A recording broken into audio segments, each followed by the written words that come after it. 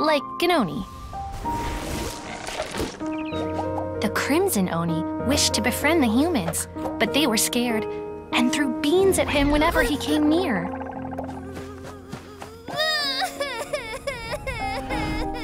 So the Blue Oni said to the Crimson Oni, Akka, I'll cause trouble in the village. You come and stop me. Then the humans will accept you. As planned, the Crimson Oni chased the Blue Oni away. The Crimson Oni's deeds spread throughout the land, and people finally accepted him. But when the Crimson Oni went to tell the Blue Oni the good news, he was gone and left only a letter behind. I went traveling. Don't come find me or they'll treat you as a naughty little Oni. But don't worry about me. No matter where I go, we'll always be friends.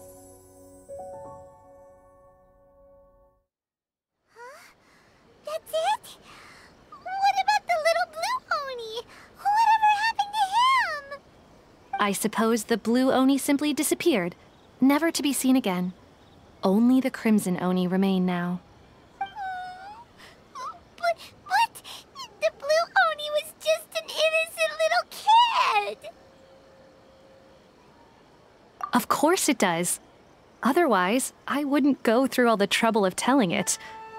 One interpretation is that the story is actually broadly based on historical events and that荒瀧Ito is, in fact, a descendant of the Crimson Oni.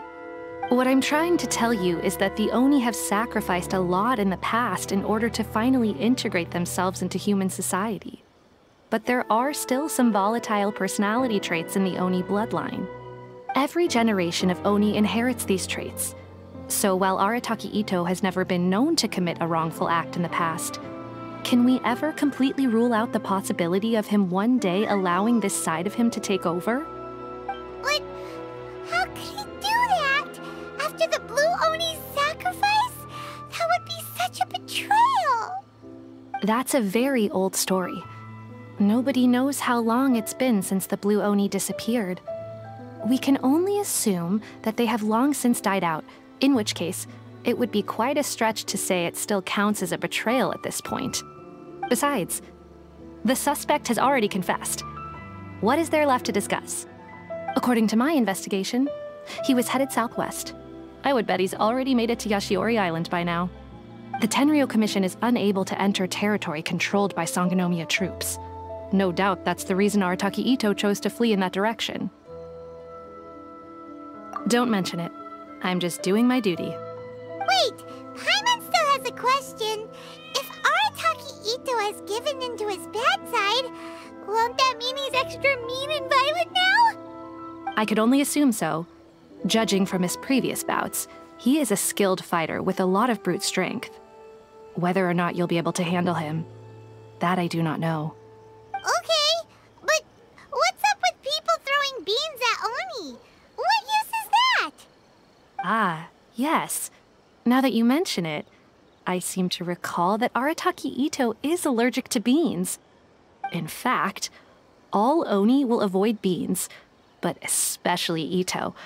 I heard that just touching a bean is enough to incapacitate him. If you could weaken him a bit by triggering his allergies, perhaps you'd have better luck subduing him. It's fine. He's the bad guy, remember?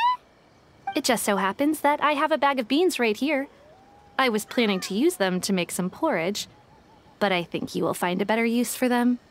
Of course, I will charge the Adventurers Guild a fair and reasonable rate for the beans. Sneaky! But also, thanks! Let's head to Yashiori Island and start looking for Ito! Speak to President Sung. I understand.